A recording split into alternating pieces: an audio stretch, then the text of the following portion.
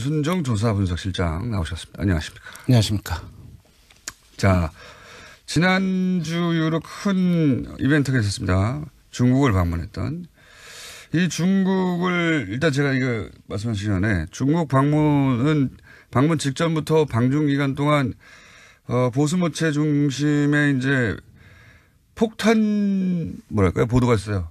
이례적인 부정적인 보도가 집중되어 있었습니다. 대통령 이제 여론조사 기관에 계시니까 잘 아시겠지만 대통령 순방은 무조건 긍정적인 효과를 냅니다. 네. 예.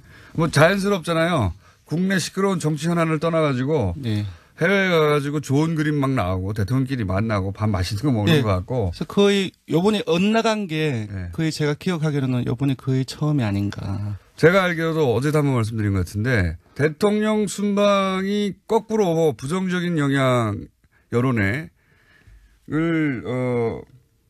낸 것은 제가 기억하기로는 처음이에요. 근데 이제 그게 그래서 제가 계속 악의적이라고 했는데 순방 첫날부터 계속해서 부정적인 보도만 쏟아냈거든요. 보수 매체에서 혼밥 이거 시작해가지고 엄청난 숫자의 부정적인 보도 홀대 혼밥을 네. 보수 매체가 정말 폭포수 같이 쏟아냈어요. 선전적인 단어 뽑기가 상당히 많이 나온 것 같습니다.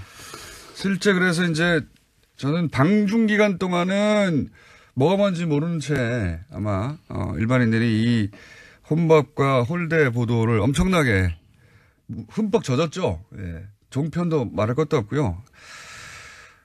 그래서 이제 지지율이 실제 타격을 입었죠.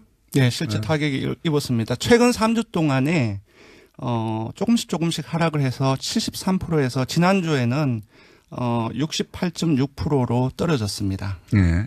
근데 이제 이게 시간이 지나고 좀 여유를 갖고 그 보도를 되돌아보고 사실관계를 유권자들 뭐 시민들이 확인해 보고 그러면서 이게 다시 상승할 거라고 전 예상했었거든요. 어떻습니까? 네, 소개해 드리겠습니다. 이번 주에는 금방 말씀드린 것처럼 최근 3주 동안 하락세가 멈추고 지난주에 지지율을 유지했습니다. 0.1%포인트 상승했고요. 68.7%입니다. 부정평가는 0.3%포인트 하락해서 25.4%입니다. 오히려 하락했군요. 이제 다시. 예. 그 일간으로 보면 월요일에 67.7%로 지난주 금요일에 많이 떨어졌지만 지난주 금요일에 비해서는 소폭 상승한 그 수치이고요.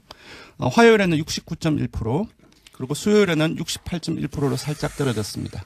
그러니까 이제 그 소위 방중 관련한 부정적인 보도가 폭포수처럼 쏟아지면서 떨어졌다가 다시 오히려 방중이 끝나고 나서 중국 방문 성과에 대해서 조금씩 올라가고 있다. 예, 언론 보도 경향을 보면 지난주 주말을 경고하고 월요일까지 조금씩 방중 성과에 대한 내용들이 보도량이 조금씩 늘어났고요.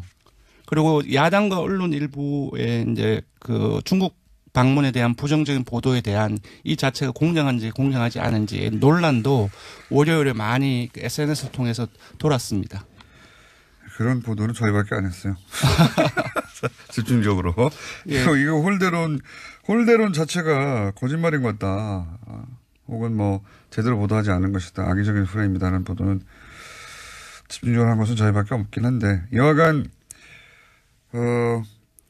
이제 하강 곡선을 그리다가 방중 기간 동안 오히려 이제 방중이 끝난 다음에 조금씩 다시 회복되고 있다 이런 얘기네요. 네, 그렇습니다. 그 화요일에는 이제 평창 동계올림픽 홍보 행사에 거의 하루 정도를 다 빼서 트레인 원이라든지 MBC 미국 MBC 인터뷰 보도라든지 이에 대한 이와 관련된 보도가 상당히 많이 확대되었었고요. 또 어제는 조금 떨어졌는데 오늘 이제 조간에서도 일부 조간 사설에도 일부 나왔던데 평창 올림픽 기간에 한미 연합훈련의 연기 검토한다는 소식이 나왔었죠. 이런 뉴스를 항상 노년층에서 싫어하죠. 보수층에서. 한미연합훈련을 평창 올림픽 때문에도 연기하자고 해도 무조건 싫어하는 경향이 좀 있습니다. 근데 저는 한편으로 지금까지 현 정부는 2번 정도의 이 보수 진영 매체에 폭탄을 맞았거든요. 한 번은 이제 북핵 그리고 이번엔 방중. 예. 2번의 집중적인 폭격을 받았는데 그러니까 이 현 정부가 소위 그렇게 폭격을 집중적으로 당했을 때 입을 수 있는 그 지지율의 하락의 정도 저는 그 두 사례를 보고 이제 가늠해 볼 수 있다고 보는데 네. 그게 한 60% 중반까지 네. 에서 저지가 돼요, 보면. 네, 맞습니다. 지난 9월 3일 그 북핵 이후에 계속 떨어져서 한 67%까지가 최저치로 떨어졌거든요. 네. 그리고 요번에도 떨어진 것이 지난주에 68.6%인데 사실상 상당히 많이 지금까지 그 하락한 그 최저선이 네. 한 60%대 중후반대, 중반이라기 하기는 좀 그렇고 중후반대가 아닌가 싶고요. 굉장히 어떤 의미에서 놀랍기도 합니다. 저지선이. 예, 왜냐하면은 지지층의 저지선이. 지난 정부 박근혜 대통령 국정수행 지지율 최고치가 주간 집계로 67.0%입니다.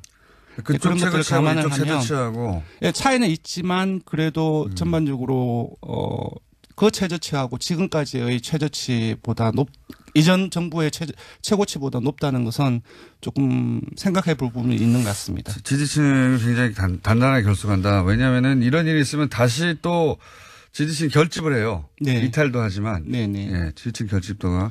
그러니까 이번 주 같은 경우는 여전히 이제 대구 경북이나 60대 이상 그리고 안보 문제에 조금 더 강경한 경향을 보이고 있죠. 진보적인 성향을 가지고 있다 할지라도 20대에도 빠졌고. 예. 근데 하지만 이제 세부 분석을 해 보니까 문 대통령의 그 핵심 지지층은 민주당 지지층이나 19대 대선에서 그 문재인 대통령을 찍었던 사람들이거든요. 이쪽에서의 지지율은 거의 변동이 없거나 그리고 이번 주 민주당 지지층에서는 오히려 소폭 올랐습니다. 그래서 뭐 역결집을 보이고 있다라고는 분석하기는 조금 힘들지만 이러한 어떤 부정적인 보도가 확대되는 과정 속에서도 핵심 지지층은 거의 변화가 없다라고 볼 수 있을 것 같습니다. 이게 이제 보수층에서 그 보수 세력에서 이제 공략하기 굉장히 어려운 포인트가 이런 거죠. 그렇습니다. 예. 그러니까 분명히 폭탄을 쓸 수 있는 걸 다 썼는데 예, 더 이상 하락하지 않는 거. 왜냐하면 핵심 지지층의 전체적인 어떤 규모가 상당히 이제 넓다는 거죠. 그렇기 때문에 전체 지지율도 이런 상황에서도 많이 빠지지 않는 것 같습니다. 자, 정당 지지율은 수치만 간단하게 짚고요. 매번 뭐 0점 몇 이런 수준이기 때문에. 예, 정당 지지율은 원내 주요 정당, 그러니까 사당이 정의당을 제외하고 일제히 하락세를 보였습니다. 수치를 알려드리면 민주당은 0.8%포인트 하락해서 51.1%이고요. 한국당은 지난 3주 동안은 조금씩 올랐는데 이번에는 0.2%포인트 하락해서 18.5%입니다. 정의당은 이제 계속 그 최하위를 하다가 이번에는 상당폭 올랐다고 볼 수 있을 것 같습니다. 왜냐 지지율이 워낙 낮았기 때문에 2.1%포인트 상승해서 6%를 기록했습니다. 바른정당은 0.7%포인트 하락했고 5.1%입니다. 2주째 내림세를 보이고 있고요. 국민의당은 호남에서 7.5%를 기록했습니다.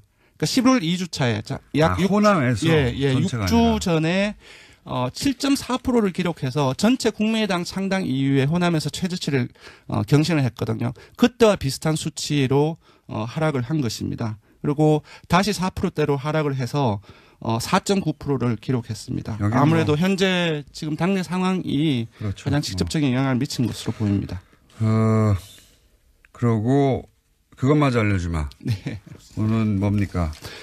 네, 이번에는 아까도 말씀드렸다시피 문 대통령의 중국 방문 전후로 해서 네. 그 다양한 어떤 언론 보도가 있었는데 거기에 대한 악의적인 프레임이라고 제가 계속 주장했던 일주일간 그 내용에 대해서 보도 언론설했죠. 예. 질문을 아주 건조하게 물었습니다. 잠깐 읽어드리면 지난주 문재인 대통령의 중국 방문을 전후한 언론 보도에 대하여 논란이 있습니다. 선생님께서는 문 대통령의 중국 방문 관련 언론 보도에 대해서 어떻게 생각하십니까? 이렇게 물었습니다. 우리 언론이 문 대통령 중국 방문을 어떻게 했느냐. 왜냐하면 질문의 공정성이라는 말이 들어가면 공정성이라는 말 들어갔다는 그 자체로 불공정했나라는 편견을 가지고 싶기 때문에 그냥 아예 질문에서 그런 부분들을 완전히 빼고 다 건조하게 처리를 했습니다. 언론 보도에 대해서 어떻게 생각하느냐. 네, 그렇습니다. 그랬더니 불공정했다라는 응답이 67.9%가 나왔고요. 반면 공정했다는 응답은 20.9%로 3배 이상이 불공정했다는 인식이 많은 것으로 나타났습니다. 사람들도 아는 거예요. 네. 네. 이건 그냥 뉴스공장 청취층을 대상으로 한 게 아니고 그렇습니다. 일반 여론조사를 한 거거든요. 네. 그리고 조금 더 볼 것은 전혀 공정하지 않았다. 그러니까 아주 강하게 불공정성에 대한 비판 의식을 가지고 있는 사람들이 42.4%나 된다는 겁니다. 예. 네, 그렇고 세부적으로 보면 요거는 조금 중의적으로 봐야 되는데요. 자유한국당 지지층이나 보수층 60대 이상, TK, PK, 영남권을 포함해서 모두가 불공정했다라는 인식이 지배적이거든요. 특히 자유한국당을 보면 이건 좀 신기한 일이네요. 예, 왜냐하면 질문을 그 어떤 편향이 들어갈까봐 뺐잖아요. 그런 부분들은 어떤 누구에 대한 공정성이 여기서 문제가 되는데 일부 자유한국당 지지층 응답자들은 자유한국당 지지층의 생각을 기준으로 해서 응답한 부분들도 배제하기는 힘들다. 그럼에도 불구하고 공정성 논란 이 부분들이 문재인 대통령 청와대 현 정부에 대한 공정성의 논란이 사실상 많이 확대되었기 때문에 수치 자체 전체적인 수치 자체는 조금 낮게 볼 수는 있겠지만 전반적인 경향을 이렇게 봐야 될 것 같습니다. 네, 말이 너무 길어요. 네. 단순하게 합시다. 그러니까 네. 중국 관련 언론 보도가 불공정했다가 67.9%고 공정했다가 20.9%. 네, 그렇습니다. 굉장히 이례적인 겁니다. 예. 대통령의 해외 순방 관련해서 국민들이 언론 보도를 불공정하다고 느낀다는 게 대단히 이상하고 이례적인 거고요. 그리고 네. 그걸 누군가가 모든 미디어가 우리는 그때 불공정했어라고 보도하지 않는데도 불구하고 불공정했다고 느끼는 거죠. 예. 그렇습니다. 여기까지 네. 하고요. 네, 예. 조사 결과를 불러드리겠습니다. 예. 이번 주중 조사는 TBS 의뢰로 이번 주 월요일부터 수요일까지 조사를 했습니다.